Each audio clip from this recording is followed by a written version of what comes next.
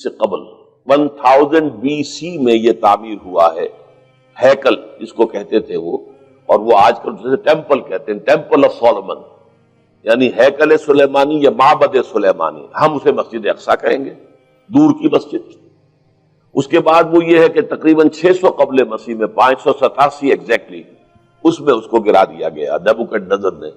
پھر یہ کہ تقریباً 200 برس کے بعد دوبارہ بنائی گئی اسی جگہ پر، پھر اسے 70 عیسوی میں پھر گرا دیا گیا، وہ آج تک گری پڑی ہے۔ تو جب حضور صلی اللہ علیہ وسلم کو معراج ہوا ہے تو وہاں کوئی عمارت نہیں تھی، البتہ یہ کہ معلوم ہوتا ہے کہ ایک گرجا وہاں پر بنا دیا گیا تھا، اس لیے کہ یہ جب ہیڈریان نے اس کو آباد کیا دوبارہ سن 70 میں تو تباہ و برباد کر دیا تھا ٹائٹس رومی نے سن 70 عیسوی میں، حضرت عیسیٰ علیہ السلام کے رفع سماوی کے 40 برس کے بعد تو اسے گرا دیا اور پورا شہر ویران کر دیا۔ لیکن پھر 60-70 برس کے بعد وہ ایمپرر تھا ہیڈریان رومن ایمپرر، اس نے دوبارہ آباد کیا، اور دوبارہ آباد کیا تو اس کا نام ایلیا رکھا، اب یروشلم نہیں رہا۔ اور پھر یہ کہ جب سن 300 عیسوی میں جو ایمپرر کانسٹنٹائن تھا قسطنطین، وہ جب عیسائی ہو گیا تو اب یہ پوری مملکت عیسائی ہو گئی، تو پھر وہاں ایک گرجا تعمیر کر دیا گیا۔ اس گرجا میں حضرت عمر گئے تھے، جب انہوں نے ہینڈ اوور کیا ہے حضرت عمر کو وہاں کے عیسائیوں نے، تو جب حضرت عمر اس گرجا کے اندر ہی ابھی تھے، دیکھ رہے تھے جگہ، تو نماز ظہر کا وقت ہو گیا، تو حضرت عمر نے فرمایا کہ میرا نماز کا وقت ہے، تو انہوں نے کہا وہاں کے عیسائیوں نے کہ آپ یہی پڑھ لیجیے، تو فرمایا نہیں، اگر میں یہاں پڑھوں گا تو اسے پھر مسلمان مسجد بنا لیں گے۔ تو باپ باہر گئے اور اس قبۃ الصخرہ کے اوپر جا کے نماز پڑھی آپ نے۔ یہ جو اس وقت جو دوم نظر آتا ہے یہ ہے وہ چٹان، اور یہ بڑی اس کے اوپر گردہ وردہ پڑا ہوا تھا، کچرا وچرا تھا، اسے صاف کیا اور اس پر آپ نے نماز پڑھی، اس لیے کہ یہیں سے اصل میں معراج ہوا تھا حضور صلی اللہ علیہ وسلم کو۔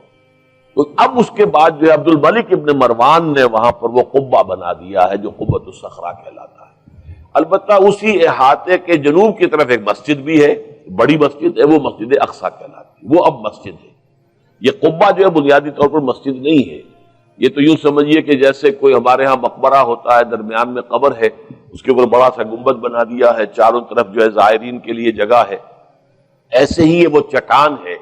کہتے ہیں یہ چٹان جنت سے آئی تھی، جیسے کہ حجر اسود جو ہے جس کے بارے میں روایت ہے کہ جنت سے آیا ہوا ہے پتھر، اس طرح یہ چٹان بھی جنت کی ہے۔ بہرحال یہ بہت بڑی ایک چٹان تھی، بڑا پہاڑ کی مانند تھا یہ، جس کے اوپر کے پھر ہیکل بنایا تھا حضرت سلیمان نے۔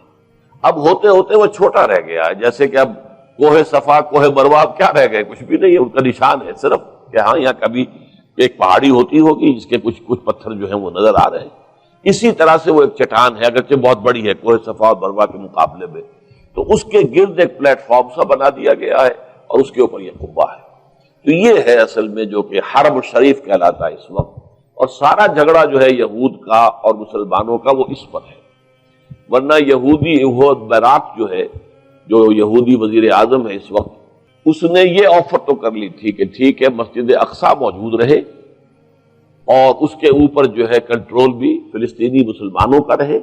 لیکن یہ قبۃ الصخرہ پر نہیں ہے، اس لیے کہ یہ ہے وہ جگہ جہاں انہیں اس کو گرا کر اور اپنا تھرڈ ٹیمپل تعمیر کرنا ہے۔ یہ انہوں نے اپنے یہودی جو مذہبی عناصر ہیں انہیں رشوت دے رکھی ہے کہ باقی ہر معاملے میں تم ہمیں اجازت دے دو کہ ہم نے سینائی واپس کر دیا، ٹھیک ہے، گولان ہائٹس بھی واپس کر دیں گے شام کو، اور اسی طریقے سے ویسٹ بینک وغیرہ پر ہم ایک فلسطینی ریاست بنا رہے ہیں، تم اس کی اجازت ہمیں دے دو،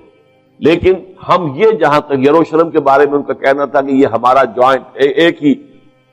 متحدہ دارالخلافہ رہے گا، عربوں کا کوئی تعلق اس سے نہیں ہوگا، یہ پورا کا پورا ہمارے پاس رہے گا، اور پھر یہ کہ یہاں پر ہم وہ بنائیں گے اپنا ہیکل۔